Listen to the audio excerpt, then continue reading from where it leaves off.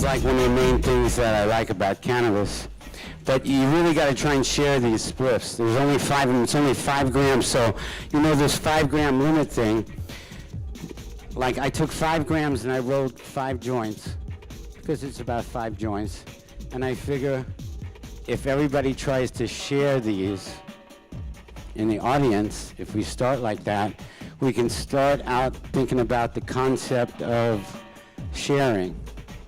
In 2010 in the Czech Republic, I lit up a joint on stage when I was giving a lecture like this.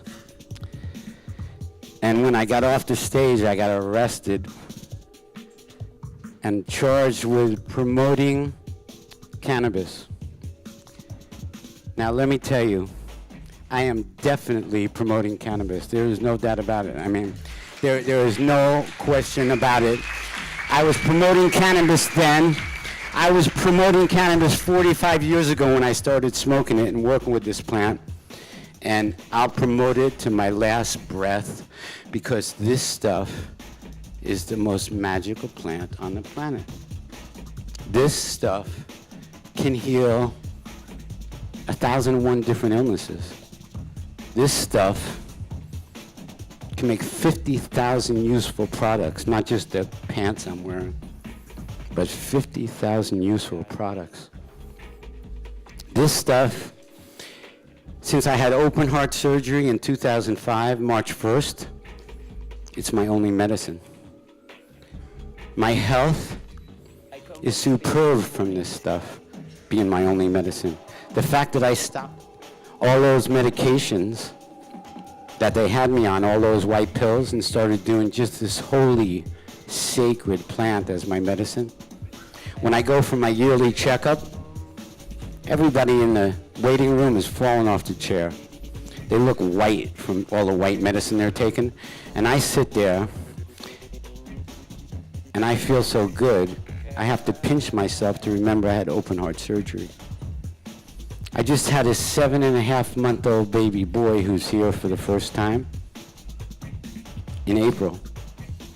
I'm a grandfather of 3. I'm 64 years old.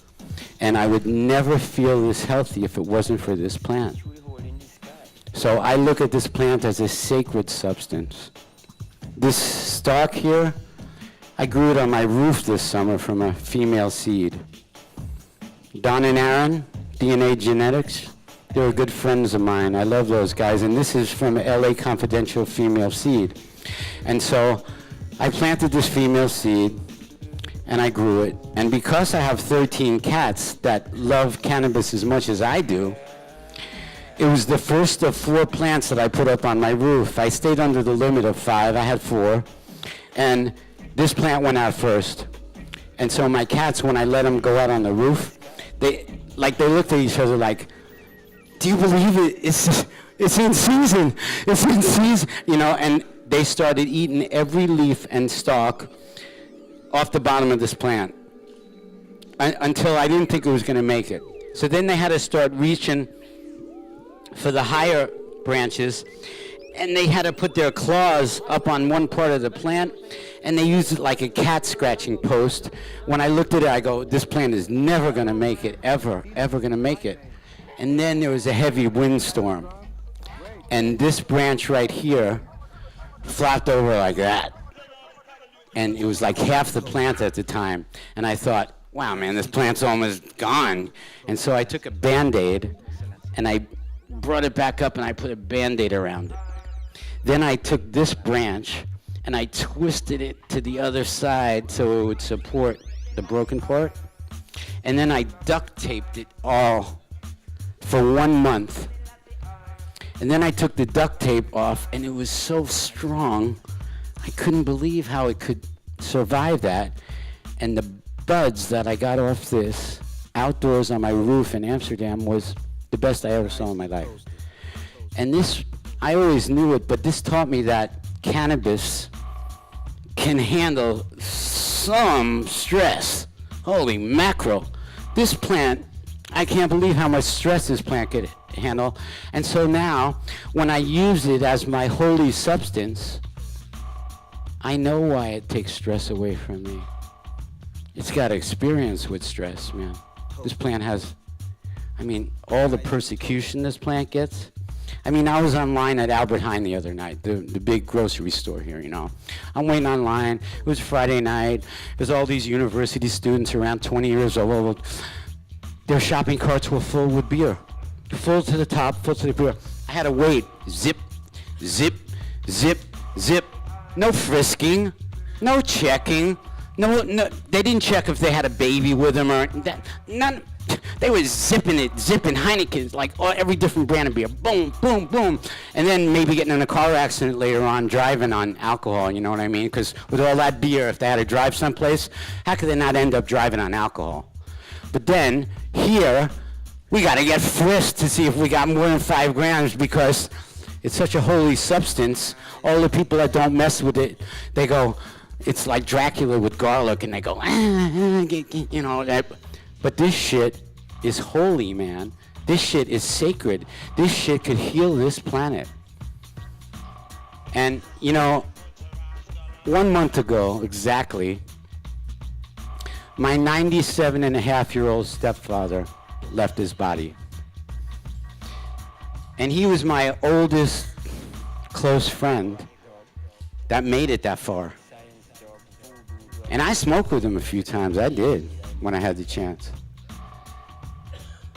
And when I first got to be friends with him, he told me, Soma, you got to get working capital. And so I thought, okay, I got to get working capital. And so I worked, and I saved up some money, and I finally had some working capital that I could invest in a business or an idea or something creative. But you know what? Now that he's gone, I realized that working capital is creativity. The real working capital that each one of us humans have is the creative nature that we have inside of ourselves. It's not just whether we got paper or wallets or gold or silver. It's what we have in our hearts. It's the creative energy, the divine sparks that we all have in our hearts, because all of us, we're all angels in physical bodies, just living in this mystery school of duality that teaches us right from wrong in a really cool way. And I believe that we've had over 30,000 different incarnations, each one of us. So this isn't the first time around. It's just that we have amnesia. We don't remember our past lives. If we remembered our past lives, why would we ever be afraid of death or being sick or anything that would happen to us? Because we know that there is no death. There is no end of life. We just change. We just go through metamorphoses because we're really angels with eternal lives. And, you know, for the last couple of years, I've been eating cannabis a lot because you don't have to ingest as much to get stoned. And it's really good for so many different illnesses like fibromyalgia or even cancer or even AIDS, something that like would really make it hard for you to rest and sleep and relax. Eating cannabis is amazing. It's amazing for that. And you know, I've been working with this sacred plant for 45 years. And for 45 years, I've pretty much had to do it in the backyard. I've had to do it in the backyard, you know, like behind the curtain. This is the time when we start doing it on the front porch. We all start just doing it on the front porch and showing the world, not just Uruguay, not just Oregon, not just Colorado, not just California, not just Washington, not just all the other states in America that are online to legalize medical cannabis and soon recreational cannabis, because look at this economy on this planet. I mean, you know how many jobs cannabis would create on this planet? It would be phenomenal. You would never have anybody unemployed. Anybody that didn't have work, they could always find a cannabis job, either making cannabis clothing or making cannabis fuel or making cannabis paper or making cannabis medicine. I mean, there's so many different things, there's so many different avenues to go up and down with cannabis that it could employ the whole planet, everybody that was out of work. Nobody would have to start a weapons factory to go, oh my God, I need a weapons factory so I can pay my bill. Fuck that. Fuck these weapons. Fuck these wars. Fuck the fiat currency system, because this fiat currency system is about to flop. It's about to flop. I mean, this currency was never designed by the Constitution of America and most of the other countries in the world to be worthless paper. It was always supposed to be something of value, and that's what money always was. And I tell you, this plant is amazing currency. This is amazing currency. Better to have this plant than fiat currency. You're going to see soon that fiat currency is going to take a flip, and everybody's going to be using new currency, because this debt slavery system we're in, it doesn't work.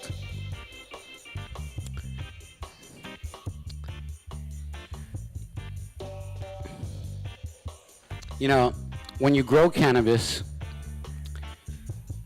it teaches you how to be a nurturing human being. Kind of like having cats does the same thing, having dogs, having any kind of pet, anything that depends on you to take good care of it. Cannabis is one of those things. It doesn't really come out special unless you take good care of it. And all the good cannabis breeders, all the good cannabis growers that I know, they're all good nurturers. And most of them are actually parents like me or grandparents like me, because cannabis makes you make babies. Almost everybody I know that messes with it ends up making babies. I mean, like every single breeder I know makes babies sooner or later. Sometimes not when I first meet them, but down the road, yep, they made a baby, because it makes you make babies. It makes you nurture, you know. I'm going to start to make this smoothie here. This is going to be a non-alcoholic pina colada smoothie. I'm just going to start out putting some dry ingredients here, so I'll put the mic down for a minute. I'm putting some dried coconut in first.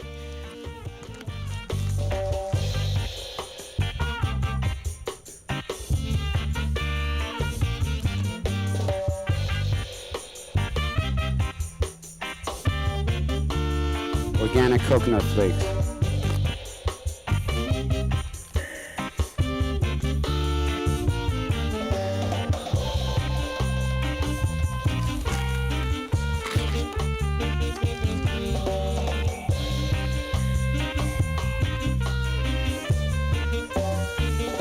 Fresh pineapple.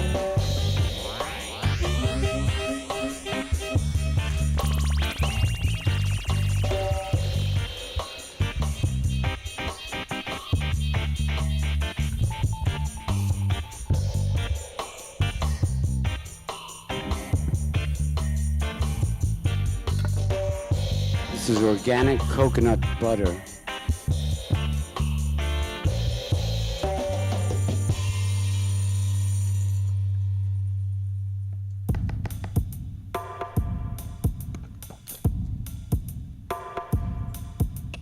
This is organic coconut oil. Coconut oil is one of the best things you can eat every day and cook with. It's the only oil I cook with these days. I find it to be absolutely great. You should try it.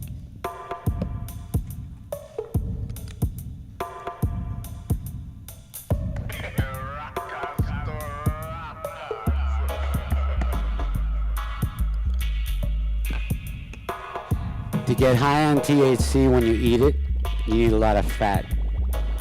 THC is fat soluble. If you eat it and you don't eat fat, you hardly feel it. So whenever you're going to prepare something like this with cannabis, use a lot of high quality fat.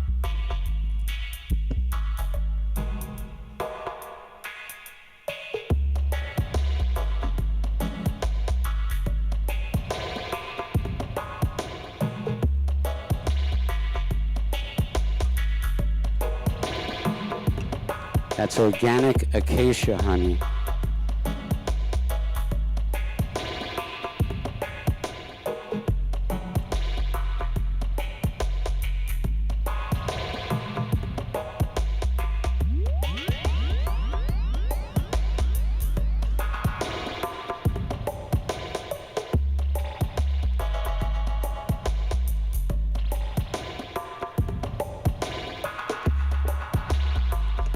That's organic maple syrup that this brother, every year he comes to the Cannabis Cup, he walks up to my booth, he gives me 2 bottles of this beautiful maple syrup from Canada. I don't give him anything. He just gives me this as a present, and it's so nice because gifting people and the art of giving is such a sweet thing that it makes this maple syrup a little bit more special when I put it in here.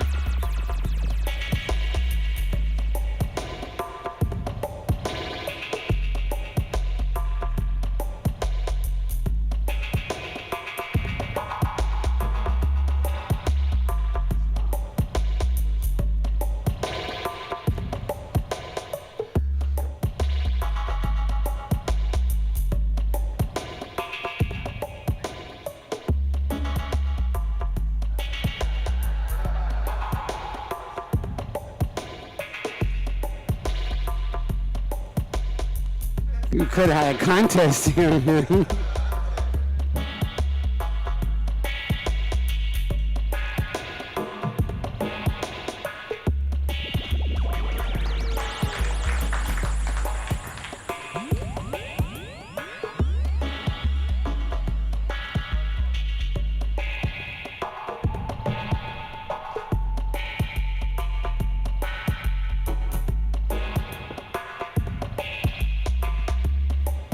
Organic coconut water.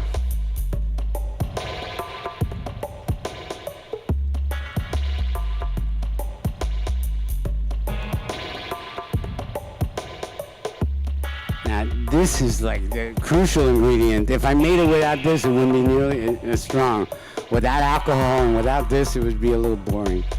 But now this is what makes this the non-alcoholic pina colada. This is 2 grams of organic water hash mixed with organic cacao butter, infused with it, you could say.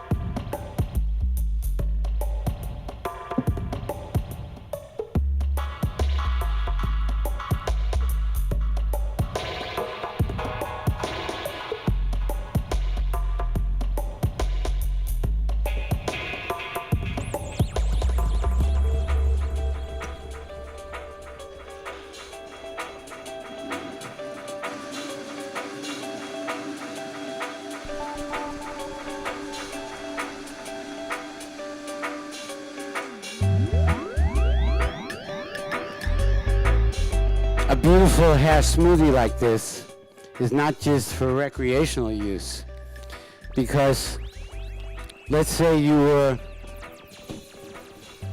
going through labor, childbirth. It's a very painful thing. They give you epidurals in the hospital and all kinds of stuff because, if you've ever watched a beautiful woman of earth give birth, then it's quite the painful thing. I don't know how I could ever do it, man. It's just amazing. But something like this, at a time of childbirth, in a light dose, is so helpful for going through something that painful. if you were in fibromyalgia pain every day and you couldn't relax your muscles, a smoothie like this, you wouldn't know you had fibromyalgia. I mean, it really takes it away. If you had insomnia, you don't have insomnia when you drink something like this. And it tastes so good. It's totally organic. It's totally vegan. And it tastes so good that it's so much better than so much of the stuff people use for medicine. It's so much better than so much of the stuff people use for a recreational high, like a beer or a hard whiskey.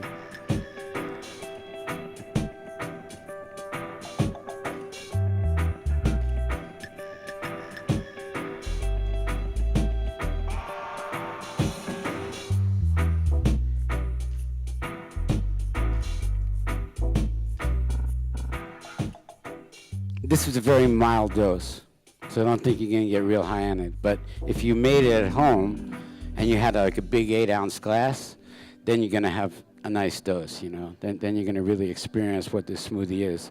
This is just an appetizer, just to inspire you to try this at home and see how it makes you feel, because I think it's one of the most wonderful things, ingesting high-quality organic cannabis, especially hash, because it's so concentrated, you don't need much.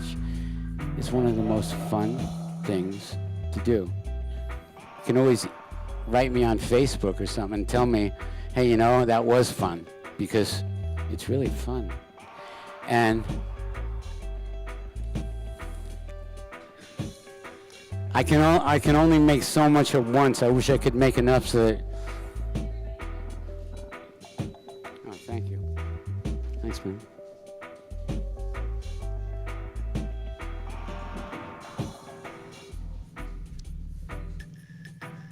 Cheers.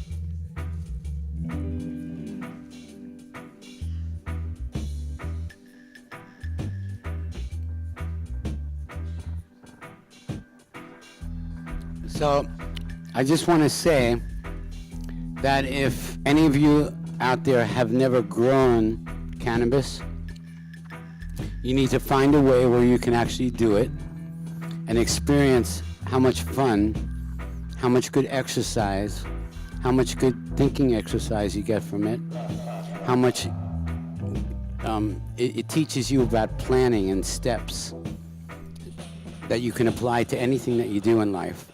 Because everything that we do is a step-by-step process. I watch my little son right now as he grows up, and I see how everything is a step-by-step process. Whether you're growing, whether you're healing, no matter what you're doing on the planet, it doesn't go overnight. It goes step by step. So, like, I suggest that you all try growing that sacred plant, cannabis, and watch all the different things about life that it teaches you. It's not just about getting high, and it's not even just about getting your medicine. Cannabis teaches you 1,001 different things about being alive on planet Earth, about life. So go out there, help heal the world, go plant some cannabis and find out what you can do with it. Thanks.